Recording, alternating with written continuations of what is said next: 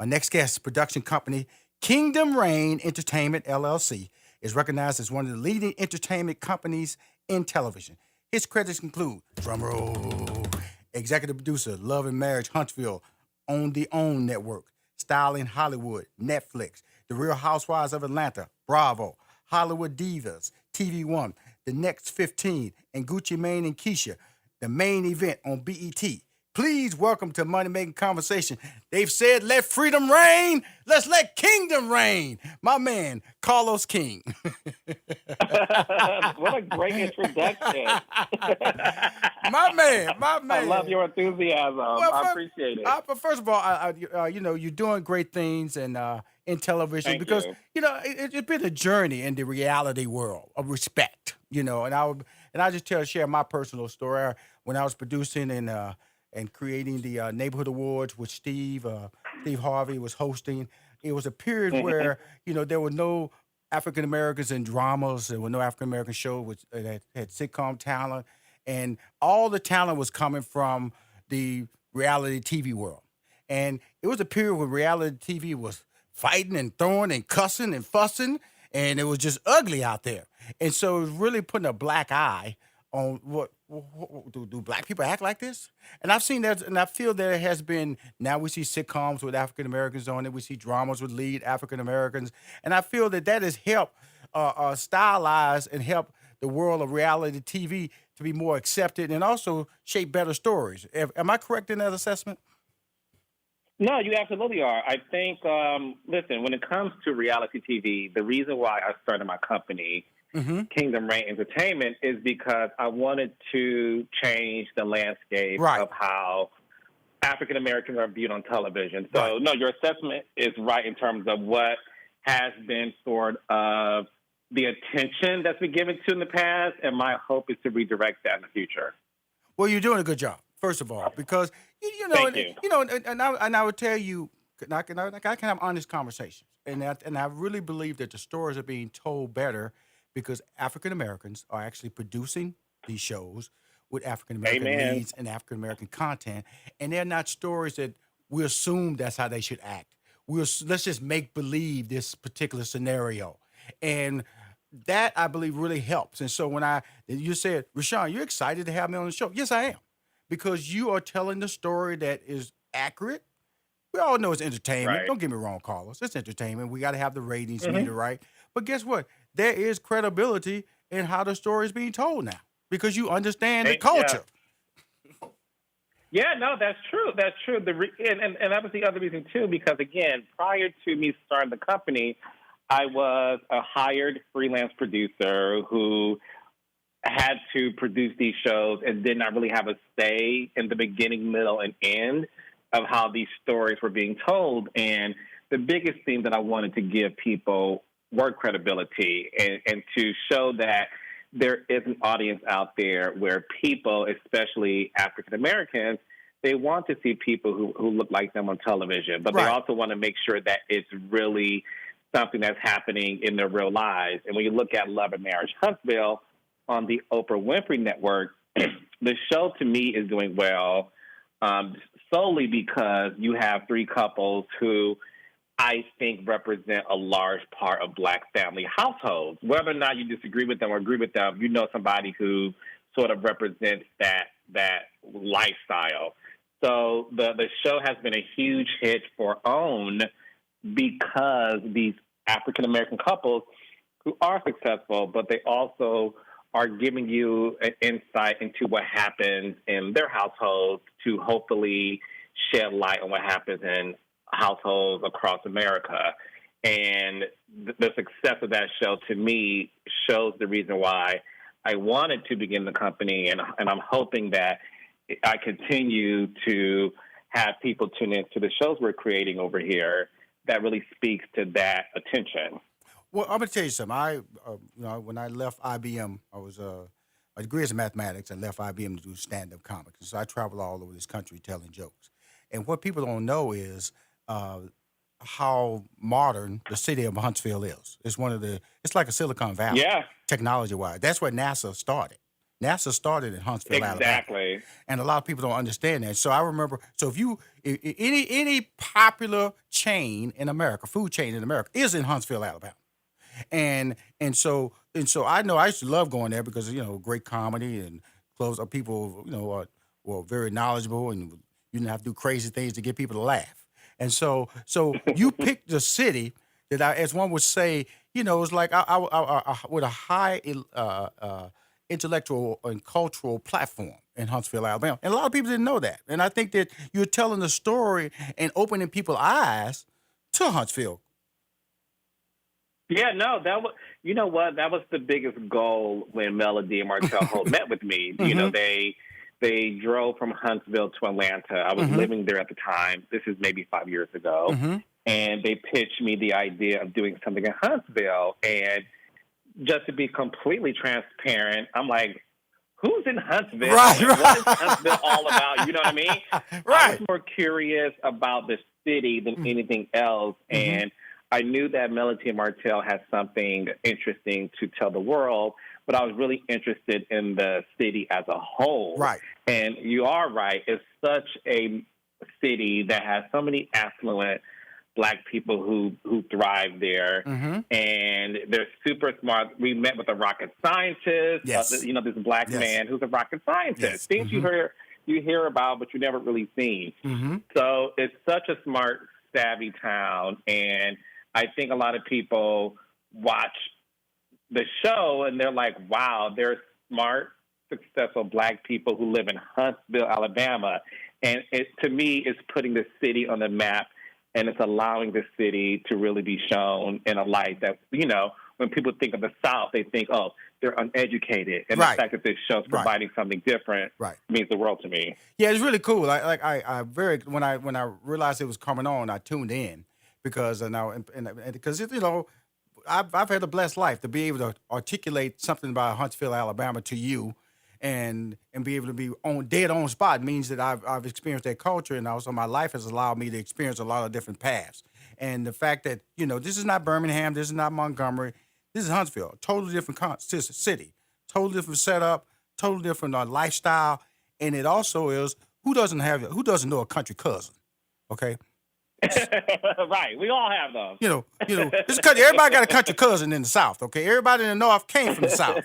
So you wouldn't, everybody from LA moved from Alabama or Mississippi or Arkansas. So Yeah. So you wasn't out of your comfort zone. You actually were bringing people back to their roots.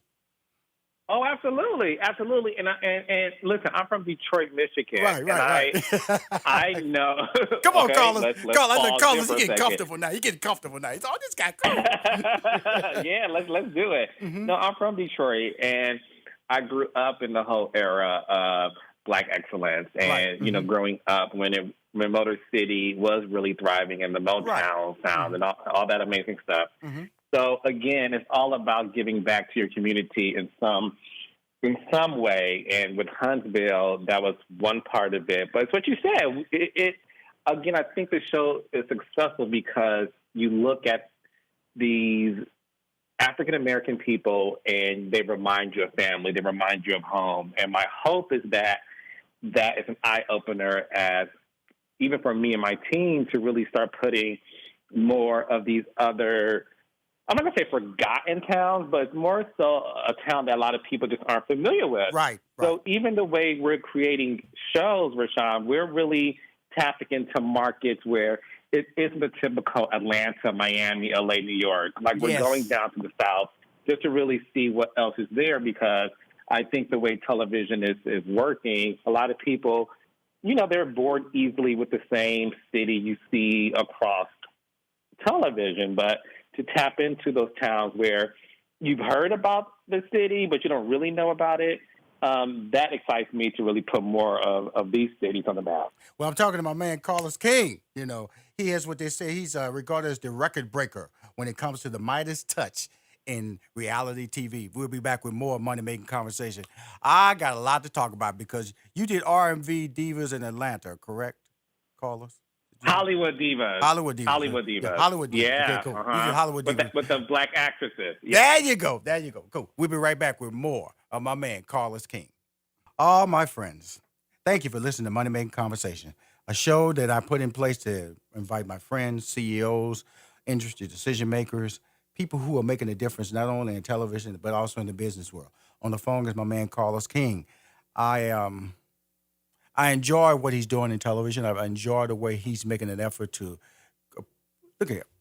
I'm an African American person. My family's African American, and so when we look at television, we want to be proud of what we see a slice of life that is relatable to us. Reality TV, when it started out, wasn't really relatable. It got good ratings, but it wasn't really relatable. Sometimes it was offensive, and I've seen a nice turn in reality TV. And this young man on the phone, Carlos King, has been one of the instruments in making that turn. And I just want to say thank you, sir. Thank you. That means a lot to me. I appreciate that, man. Thank you so much. Now I got to tell you that because I started out writing on the Parenthood, and I went to Arsenio Hall sitcom, and then they did Sister, Jamie Foxx show, The Parkers, and it sometimes when I look out when some of these networks like BET or TV One repeats, I can look up and my name is on like 3 or 4 shows on the weekend. And I love it when young people come up to me and say, I grew up watching some of the shows that you produced or some of the shows you wrote, because I really made a conscious effort to make the storytelling funny, entertainment, but a sense of value to you. So because I tell you this, you have a gift, Carlos, and a lot of people underestimate that, because when you can make people every week come back at the same time and set aside their busy schedule to say, this is important in my life, that's a skill, man. And you cannot allow anybody to say that anybody can do that or that's no big deal. That's a very big deal. And that means that you understand how to communicate an art form to the masses that the masses deem as important to their lifestyle. And they share it whether on social media or they share it amongst their coworkers, and then it galvanizes into high ratings. And you should be commended for that. And what got you to this point? Where did it all start for Carlos? Well, let me just start by saying I really appreciate those words because, listen, I'll be honest with you. When I started out in my career producing, again, other shows before I formed my company, Mm-hmm. There's a moment I look back in my career and I'm like, wasn't too proud of that one, or this could have been handled differently, or, Right. wow, we kind of showed that. Mm-hmm. So, again, it's one of those things where you learn from your mistakes, and when you know better, you do better. Right. And, again, the reason why I started the company is because so many people talk about the change they want to see, and I believe you have to be a change creator in order to do that. Right. So I appreciate those words because it shows that I'm on the right path and fulfilling that need. Mm-hmm. So, I started out interning at various networks, and then, BET is one of them. I interned at The View, back when Barbara Walters was really a part of it.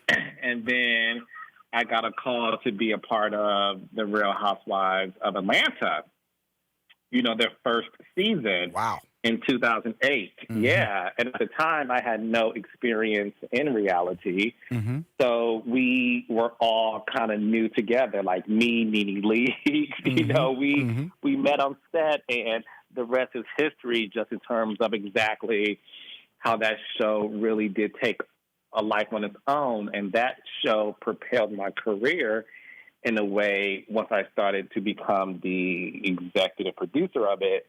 And the moment I became the executive producer of that particular show, it sort of skyrocketed my career because a lot of people, it's what you said earlier, they were like, wait, there's a black man who's behind the scenes that's executive producing this show, and the ratings increased. That season that I was the executive producer for the first time, it's in the history books as the highest rated season ever. And that happened, 7 years ago. Yeah, absolutely. And that was a period where, remember, it was getting shaky. It was that shaky period for the Housewives. So you really made that turn for it. You know what I'm saying? Yeah, no, I appreciate that. Yes, I did. I wanted, the moment I got into the driver's seat, it was important for me to tell the cast, like, listen, people really want to know what you guys are really going through. Like the cat fights and all that, to me, is just that's icing on the cake. Like it's a given, right? Right, right. But it's what you said earlier. For you to tune week to week to watch the same show at a particular time, we have to give them more. We have to be more honest. Mm-hmm. And I credit my cast with being open enough to do that. Mm-hmm. And that has been, to me, the recipe of my entire career, is really telling cast members to show their authentic selves, because that's the only way someone at home is going to be able to connect with you. So although I started off at the bottom of the totem pole, I truly worked my way to what people consider to be the top.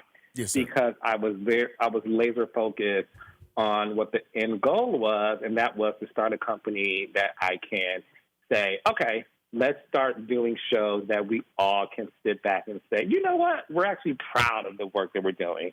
And that's the goal as we are entering 2020 and figuring out our next slate of shows. So what is that next slate of shows for us that we can we talk about, or we just in early stages? It's in the early. You know how these networks go, Rushion. You can't say too much because the ink ain't dry. Oh, you're not one of them superstitious people. You know what I'm saying? Knock on wood. Don't say it. Don't say it too quick. It might get snatched out the air. Exactly. But I'll say this much to you: I and the rest of my team were super excited with what's coming down the pipeline, because, Love and Marriage Huntsville is the gift that keeps on giving. And then we did Styling Hollywood on Netflix, which was great. And we are just still happy to be the go-to production company where you really want to see Black excellence. Yes, sir. And you want to see Black excellence in a way to where you don't have to call it guilty pleasure, because you don't feel guilty watching it. Right. And that, to me, is the agenda as we enter into the new year. Well, it's beautiful to say. When I think about what you're trying to do and I look at shows, there is information. I always tell people there's information you can get from these shows, lifestyle information you can get from these shows. And to say that you say, listen, Rushion, I want ownership in these shows. I'm gonna have my own production company, and that really is the big line. When I see people out there selling these production companies and these shows for $300 and $400 million, that's because they had a piece of it. Okay. Yeah. Mm-hmm. And they benefiting from that. Yeah, it's all about ownership. It's really all about ownership. It really and that's is. something I'm learning from Tyler Perry, too. Well, Tyler Perry's the king. Okay. He's the king. Yeah. Don't let nobody he financed those early, sitcoms himself, from the money he generated from the plays that he did on the road. Everybody was calling the Chitlin Circuit, which nobody calls the Chitlin Circuit anymore. Okay, by the way. And so that's because, you label something if you don't understand, if you devalue something, and that's really important. And I would tell you this. I know you're not involved with the show, this show Love and Hip Hop. But when I see it being promoted doing football games, I'm going like, what? You know that these shows are now translating to everyday America. Okay? Yeah. And so that means that there is being, you're not pigeonholing. And so that's the next fight that we have to do with these reality shows, like we had to do with sitcoms on the WB, on CW and UPN, talking about only Black people are watching. So we're going to give it a lower, advertising rate, even though it's the same commercial that run on the other shows. That's the next battle, because when I see that, I see Chicago Black Ink running on these football commercials. I'm going like, okay, now, okay, this and not just once in a while, but on a regular basis. Okay, I'm going like, okay, this is interesting now. Okay, because somebody's making a conscious effort to do this. Okay, because I'm seeing this on a regular basis, and that means that the shows that you are doing now are relatable, are entertainment that is being perceived as acceptable, and is being promoted to the masses. So no, that's the next journey, Carlos, that you're going into. When you start talking about building your resume about opportunity with your production company, know that your value of what you're doing is growing, my friend. And don't sleep on that, okay? Thank you, man. I appreciate that. Thank you. So now we got Freedom Reign out there. Kingdom Reign is backing it up. And when you put together these casts and you put together these shows, what show do you feel over the years that you I know we talked about Housewives of Atlanta that really touched you, or just say, hey man, really I learned so much from being a part of that show, and I always have friends from that show. What show may have touched you like that over the years? That I produce on my own? Yes, sir. Mm-hmm. Oh, good question. I'll say this much. I think since Hollywood Divas was the first show that Yes, my sir. company was able to produce for Congratulations. TV One, Mm-hmm. yes, thank you. Back in 2014, I would say that show will always mean the most to me. It's like I'm not a parent, but I'm going to assume all parents feel this way about their firstborn. Right. Like, there's nothing like your firstborn.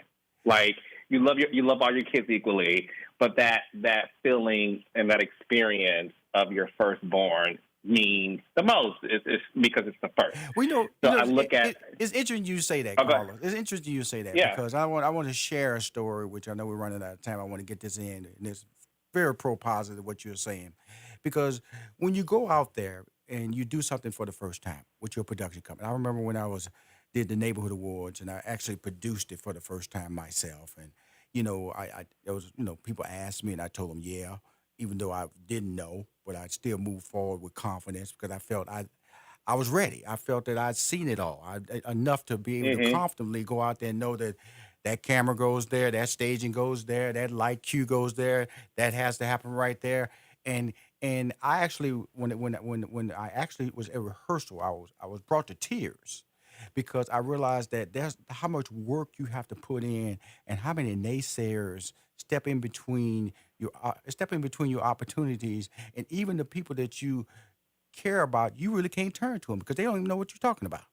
So the support that they can Right. offer to you is nice, but it ain't enough.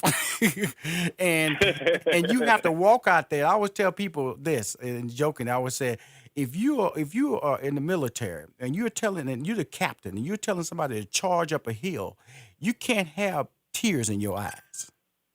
Because Right. the reality is that you have to be straight, you have to be strong, you have to be at the top of your game, even even if everybody around you questions you. That means you have to do your homework. And my friend, I say that in a very complimentary manner, sharing a very personal part of my life, seeing what you are doing and seeing what you are accomplishing. I'm proud of you, Carlos. Thank you for doing my show. And Thank you.